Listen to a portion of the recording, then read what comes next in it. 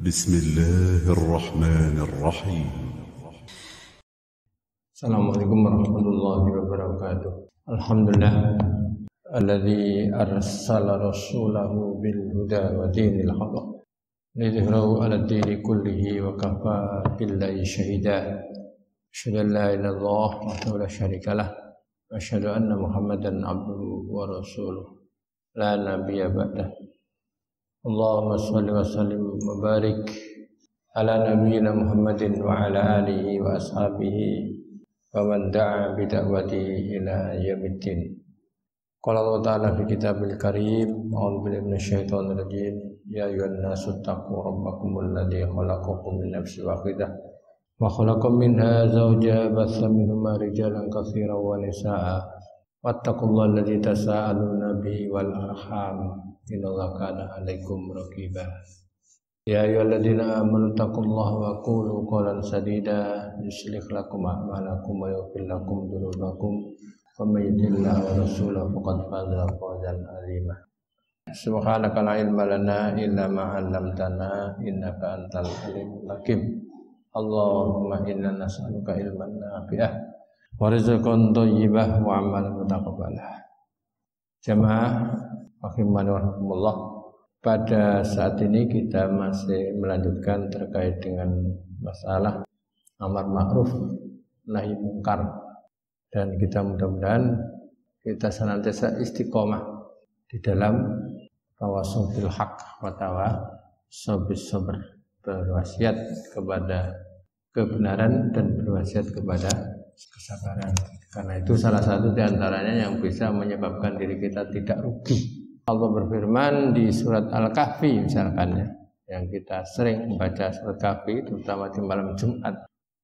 Faqul haqqum mir rabbikum faman syaa'a falyu'min wa man syaa'a falyakfur. Dan katakan Muhammad, kebenaran itu adalah dari Tuhanmu. Kalau kamu beriman, monggo silakan. Kalau kamu nggak beriman, ya monggo. Jadi kita dakwah itu kan tidak boleh maksa. Nggak boleh kita ngajak itu nggak boleh maksa. Kecuali kalau anak ya, kita memang ada bisa setengah maksa dalam rangka tarbiyah, mendidik. Bangunin sekali nggak bangun, bangun lagi lo bangun.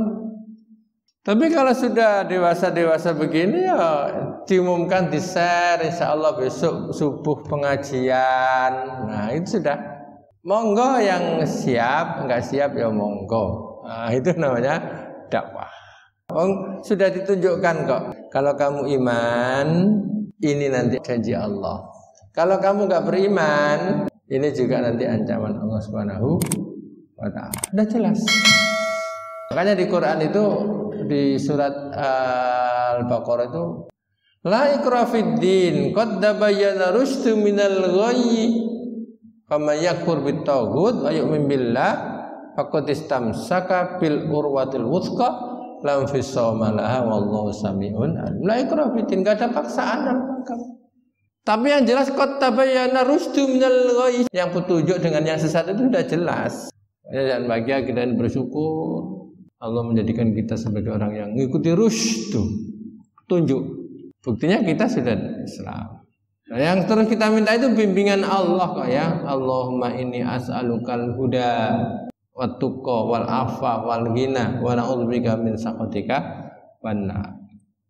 Jadi kita ngajak kepada jalan Allah itu tidak ada paksaan. Itu dalam rangka mendidik anak di tarbiyah. Itu monggo silakan, agak dipaksa. Jam 7 membiarkan anaknya masih tidur belum subuhan. Nah itu anak perlu dipaksa itu.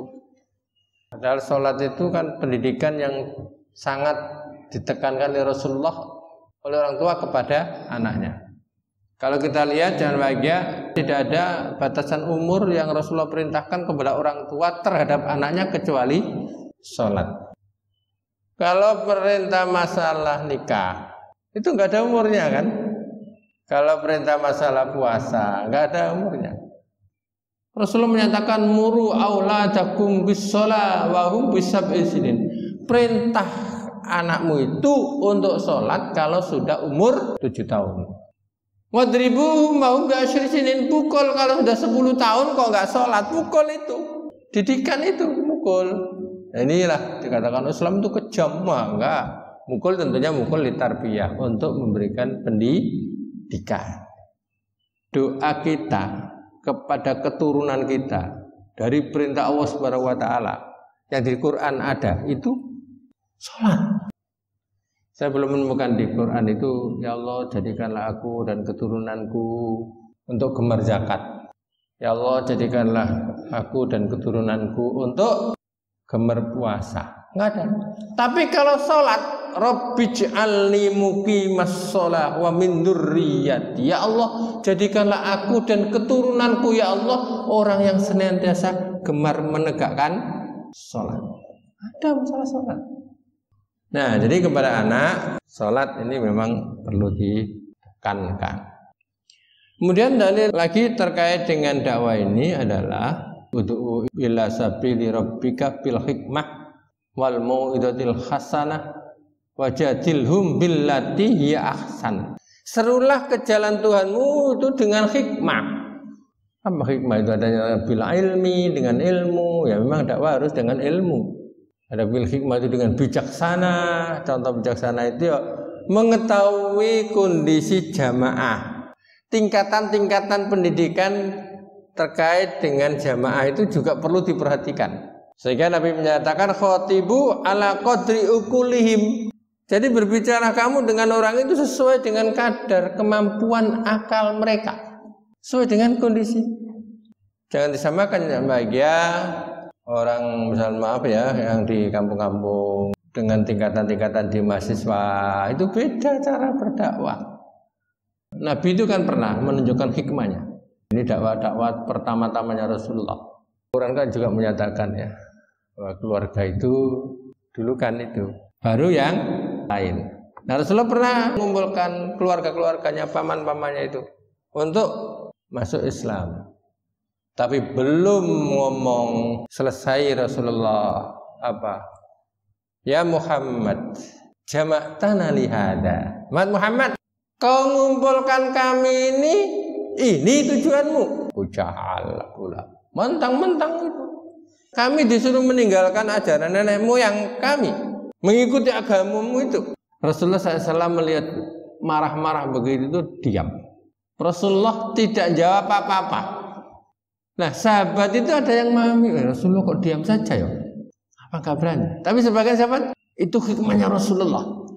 Karena kalau orang marah-marah kemudian diladeni, itu bisa juga akan menjadi masalah.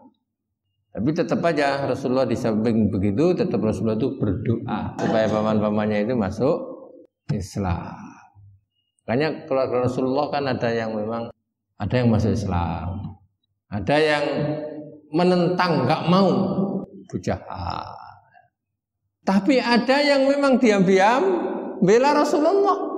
Abu Thalib sampai perjuangan Rasulullah SAW bagaimana bisa mendapatkan hidayah itu sampai mau meninggal dunia itu Rasulullah berjuang bagaimana supaya pamannya itu dapat hidayah sampai bilang kul ya ammi la ilaha illallah. Paman ucapkan la ilaha illallah, paman ucap usyidu biya indallah. Aku saksikan ini nanti di hadapan Allah Subhanahu wa taala. Itu namanya talqin, mengajari orang yang mau meninggal dunia dengan mengucapkan lafaz-lafzul jalalah, di antaranya adalah la ilaha illallah. Akhirnya ya dengan takdir Allah tidak mau. Karena sebelahnya ini dalam sebuah riwayat itu sebelah kirinya ada paman-paman yang lain. Begitu Rasulullah ngomong begitu, yang lain ngomong, kamu mau meninggalkan ajaran agama nenek moyangmu. Dari sini gini, sini gini.